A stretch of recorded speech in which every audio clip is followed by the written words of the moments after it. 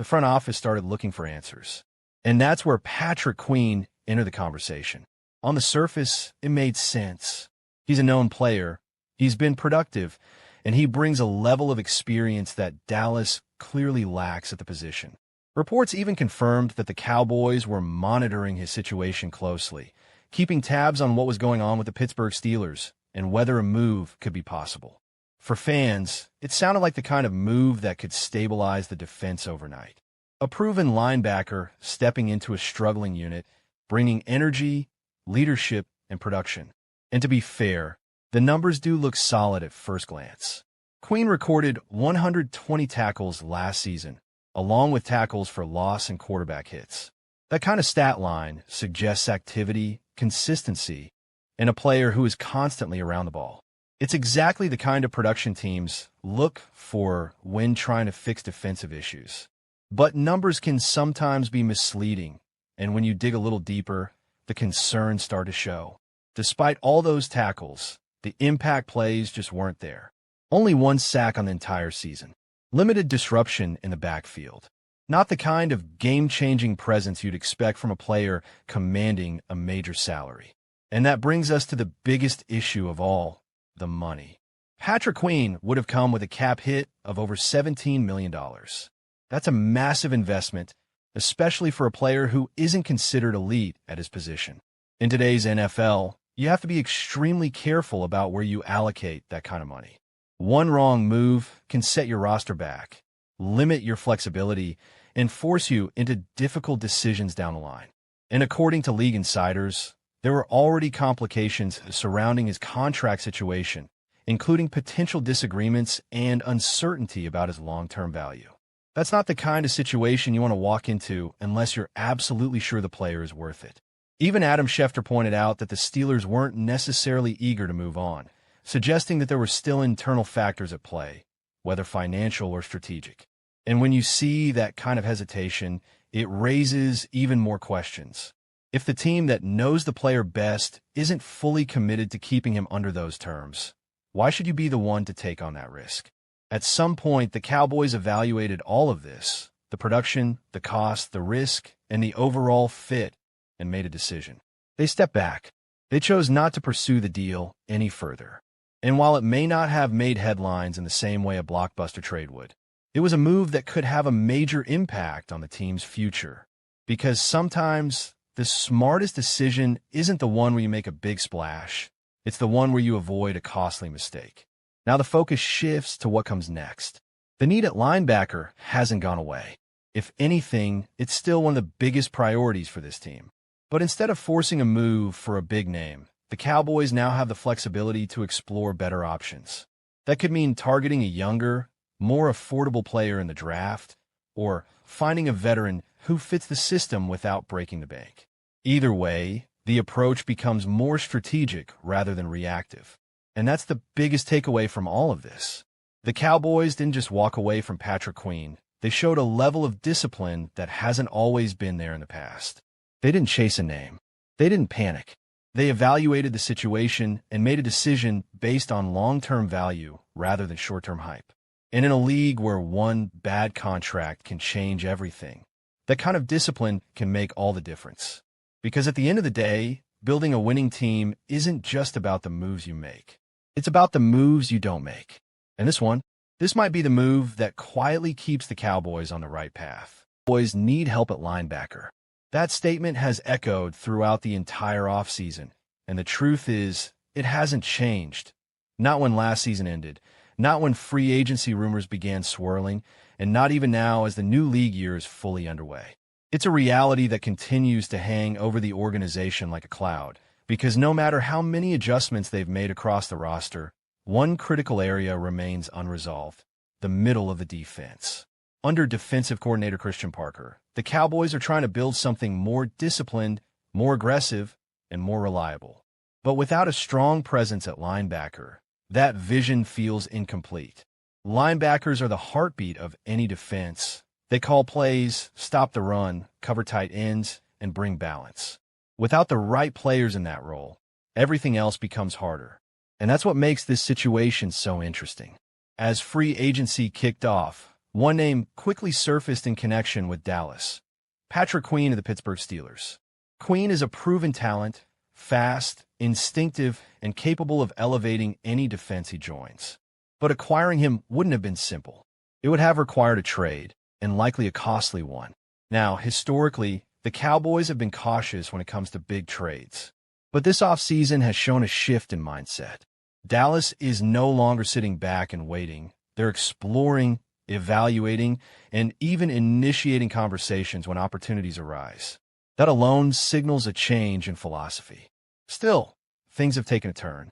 According to reports from Nick Harris of the Fort Worth Star-Telegram, the Cowboys have moved away from the idea of acquiring Patrick Queen. Whether it's due to trade demands, contract concerns, or simply a change in direction, Dallas has pivoted. And now, two new names have entered the spotlight. The Cowboys are reportedly discussing Azeez Al-Shaair and Jordan Brooks as potential solutions. Let's start with Al-Shaair. Currently with the Houston Texans, Al-Shaair is coming off a Pro Bowl season. He's the kind of player who brings energy, leadership, and consistency.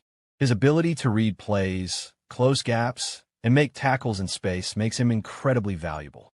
He's not just productive, he's reliable. And for a Cowboys defense looking to stabilize the middle, that matters. There's also a geographical factor here. Houston isn't far from Dallas, which could make negotiations more practical. But at the same time, trading within the same state and essentially strengthening a rival can complicate things. The Texans would likely demand a strong return, especially for a player coming off a standout season. Then there's Jordan Brooks. Brooks' story is different, but equally compelling. A Texas native, he's deeply connected to the state.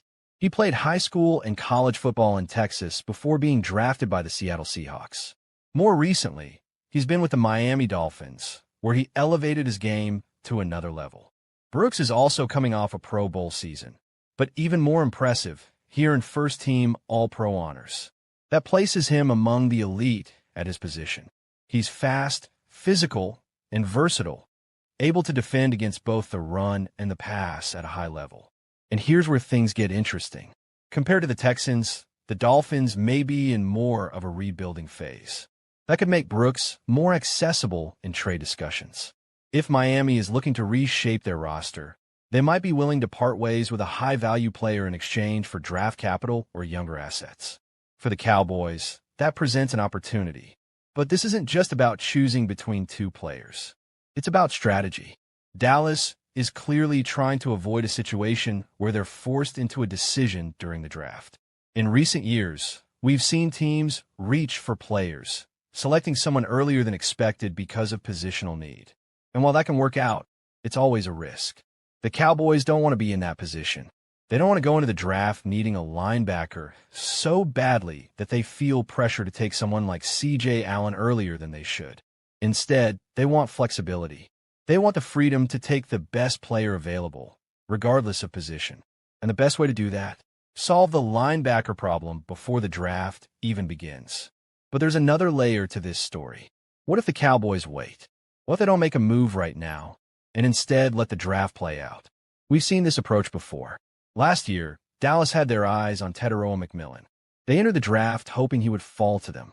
But when he didn't, they had to adjust.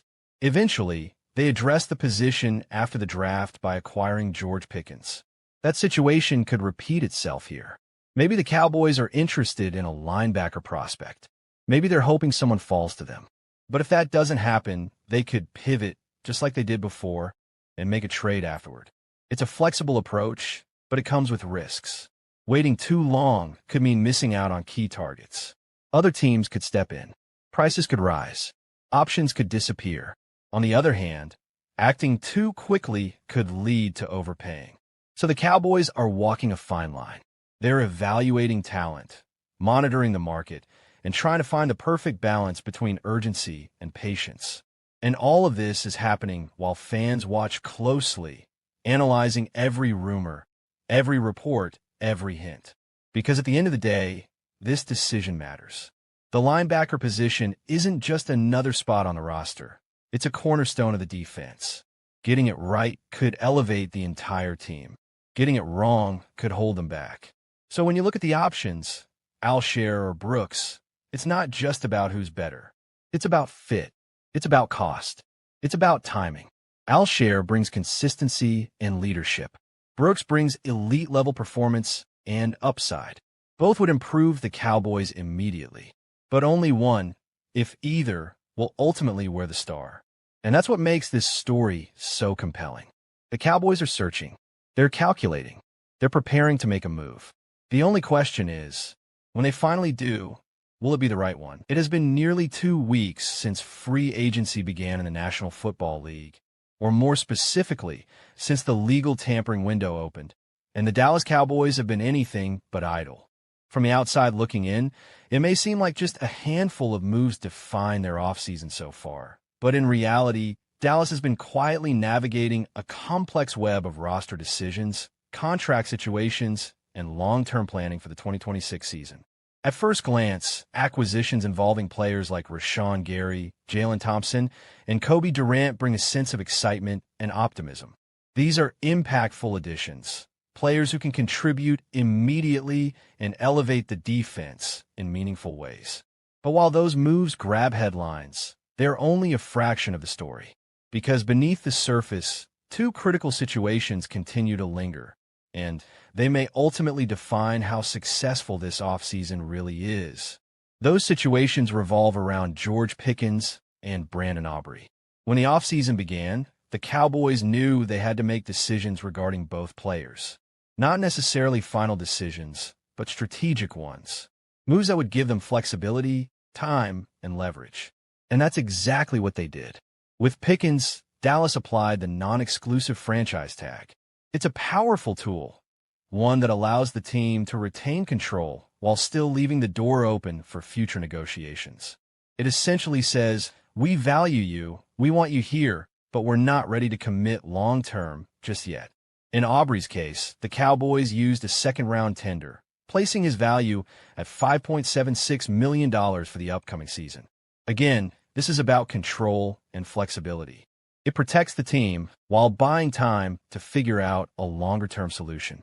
But here's the issue. Time doesn't always bring clarity. And right now, clarity is exactly what's missing. According to Calvin Watkins of the Dallas Morning News, the latest updates on both situations are, well, not really updates at all. In fact, the most notable takeaway is that there hasn't been meaningful progress, especially when it comes to George Pickens. No contract talks, no negotiations, no momentum, just silence. That silence speaks volumes. It suggests that Pickens may very well play the entire 2026 season under the franchise tag. And while that's not uncommon in the NFL, it's rarely ideal. For players, it can feel like a lack of long-term commitment. For teams, it creates uncertainty. Of course, things can change. They often do. Between now and training camp, there is still time for discussions to begin, for offers to be made, for agreements to take shape. But there's also a deadline looming, a very real one. By July 15th, the situation will resolve itself one way or another. Either Pickens signs a long-term deal, or he plays on the tag. There is no middle ground. Meanwhile, the situation with Brandon Aubrey is arguably even more confusing. Not because of what's happening now, but because of everything that has already happened.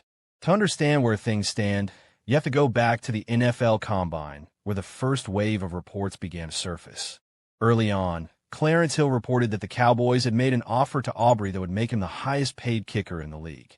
At the time, that title belonged to Harrison Butker of the Kansas City Chiefs, who was earning an average of $6.4 million per year.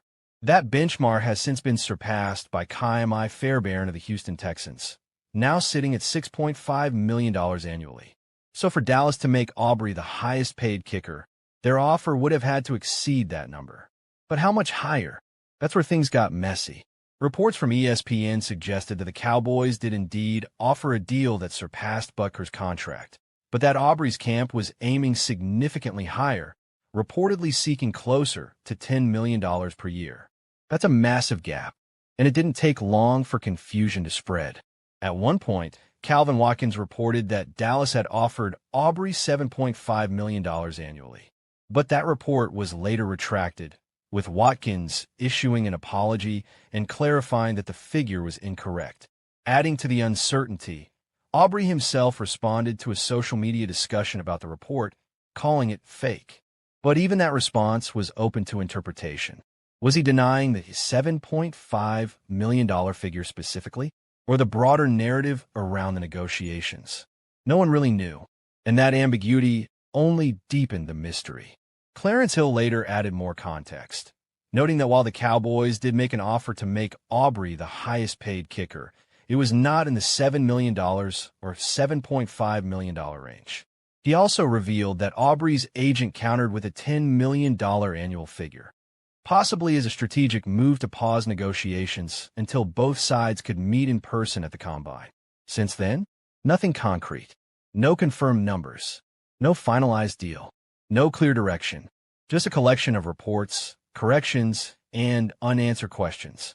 And that brings us back to where things stand today. The Cowboys have made moves. They've improved their roster. They've taken steps to position themselves for success in 2026. But when it comes to George Pickens and Brandon Aubrey, their present is uncertain and their future is unresolved. For now, everything feels like it's on hold, waiting, balancing, treading water. And in the NFL, that kind of uncertainty can either lead to a breakthrough or become a problem. The clock is ticking. The decisions are coming. The only question is, when they finally arrive, will they bring clarity or more chaos to build? And this one had the potential to completely shake up everything we thought we knew about Dallas offseason plans, because suddenly there were whispers, reports, and quiet hints coming from around the league that a blockbuster move, one that had already failed once, might not be dead after all. And at the center of it all was one name that immediately grabbed attention, one of the most feared pass rushers in the NFL, Max Crosby, because just weeks ago, it looked like Crosby was gone, traded from the Las Vegas Raiders to the Baltimore Ravens in a massive deal that included 2 first-round picks, a price that told you exactly how valuable he is, exactly how dominant he can be when he's at his best. But then everything changed because that deal fell apart, abruptly rescinded after. Medical concerns raised red flags, specifically surrounding Crosby's knee after meniscus surgery. And just like that, one of the biggest trades of the offseason vanished, leaving Crosby back in Las Vegas, but not in the same situation as before, because now there's context, now there's tension, now there's the reality that the team was willing to move him. And that changes everything, because even if Crosby says he's happy, even if the Raiders publicly commit to moving forward together, the door is no longer fully closed, it's just slightly pushed open. And that's where the Cowboys enter the conversation again, because before Baltimore stepped in with that massive offer, Dallas was right there, seen as one of the top contenders to land Crosby. But they weren't willing to go as far as giving up 2 first-round picks, and that hesitation cost them. But now, with the original deal collapsed, there's been growing speculation that maybe, just maybe, the Cowboys could circle back this time with a more calculated, more conservative offer, trying to take advantage of a situation where Crosby's value might be complicated by health concerns and team dynamics. And for a moment, that idea created real excitement among fans because adding a player like Crosby would instantly transform the Cowboys' defense, giving them a relentless, high-motor pass rusher who can take over games, who can pressure quarterbacks, disrupt defenses, and change outcomes in critical moments. But as quickly as that excitement started to build, reality began to settle in. Because behind the scenes, the Cowboys had already made a decision, and it wasn't the one fans were hoping for, because instead of staying aggressive in the pass rusher market, instead of chasing another blockbuster move, Dallas pivoted, stepping away not just from Crosby, but from the entire idea of adding a star pass rusher through trades or free agency. And that decision became even clearer when they chose not to pursue players like Trey Hendrickson, another high-level pass rusher who could have filled a major need. And instead, they made a quieter, more controlled move, trading a future 4th-round pick for Rashawn Gary from the Green Bay Packers, a player who has shown flashes of elite pass-rushing ability, but has also dealt with inconsistency over the past few seasons. And that move tells you a lot about how the Cowboys are thinking right now. Because it's not about making the biggest splash, it's about managing risk, it's about finding value, and most importantly, it's about keeping their draft capital intact, because according to reports, including insights from insiders like Calvin Watkins, The Cowboys are officially out on the Max Crosby situation. Even after the failed Baltimore deal reopened the conversation, and that's significant because it confirms that Dallas is committed to a different path, a path that leans heavily on the upcoming draft to address their remaining needs on the defensive line. And when you really break it down, that approach starts to make sense because as talented as Crosby is, there are real concerns that come with him right now. And those concerns start with his health, because knee issues, especially ones involving meniscus surgery, are not something teams take lightly, particularly when you're talking about giving up premium assets like first-round picks. And that's exactly where the Raiders are holding firm, because despite everything that's happened, despite the failed trade, despite the uncertainty, Las Vegas is not lowering their asking price. They still want that same massive return, and that creates a major problem for any team considering a move. Because now you're not just evaluating the player, you're evaluating the risk, the long-term durability, the possibility that you give up everything and then don't get the full version of the player you paid for. And that's a gamble that can set a franchise back years if it goes wrong. And it's exactly why teams, including the Cowboys, are hesitant to re-engage, because even though the idea of adding Crosby is exciting, even though the upside is undeniable, the downside is just as real. And for a team like Dallas that is trying to build sustainably, that is trying to balance immediate competitiveness with long-term stability, that kind of risk might simply be too much. And so, instead of chasing uncertainty, the Cowboys are choosing control, choosing patience, choosing to trust their ability to identify and develop talent through the draft. And that brings everything full circle, because whether it's a linebacker, pass rusher, or secondary help, the Cowboys are clearly signaling that the future of this team will be built through those picks, through smart decisions, through calculated risks rather than desperate swings. And while that approach may not generate the same level of excitement as a blockbuster trade, it might ultimately be what gives Dallas the best chance to build a complete, balanced, and sustainable contender. But of course, in the NFL, plans can change quickly, opportunities can appear out of nowhere, and until the draft is over and the season begins, nothing is ever truly final, which means that even if the Cowboys are out on Max Crosby today, the story might not be completely over. But for now, the message is clear. Dallas is moving forward with a different vision, one that prioritizes flexibility, discipline, and long-term success over short-term headlines. And whether that decision proves to be the right one is something we won't fully understand until the games begin. And that's the linebacker position, because right now, if we're being honest, this team does not have a true leader in the middle of the defense. And that's not just a small issue, that's something that can completely define how far a team goes in a season, especially in today's NFL, where offenses are faster, smarter, and more explosive than ever before. And if you don't have someone who can read plays, communicate adjustments, and hold everything together in real time, things can fall apart very quickly. And that's exactly the situation Dallas is trying to avoid heading into 2026. Because as things stand today, the linebacker room is built around DeMarvion Overshown, Shamar James, and Justin Barron. And while each of those players brings something to the table, none of them has truly proven they can be that commanding presence, that defensive quarterback, that guy who takes control when things get chaotic. And that uncertainty is what makes this situation so dangerous, because the Cowboys are not a rebuilding team. They're trying to win now. They're trying to compete. And you cannot go into a season with a question mark at one of the most important positions on defense and expect everything to just work itself out. And what makes it even more frustrating is the fact that this isn't a new problem.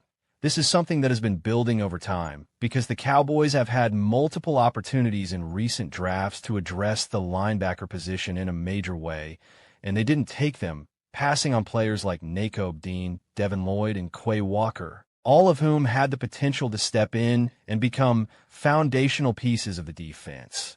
And now those decisions are starting to come back into focus, because instead of having a developed, experienced linebacker entering his prime, Dallas is once again searching for answers. And that brings us to the biggest question of all, which is whether the Cowboys should wait until the 2026 NFL Draft to fix this issue. And the reality is that might be the worst possible approach they could take. because relying on a rookie linebacker to step in and immediately command a defense is extremely risky. It's one of the hardest transitions in football, not just physically, but mentally, because you're not just reacting to plays, you're responsible for understanding the entire offense, making adjustments, communicating with teammates, and executing at a high level from day one.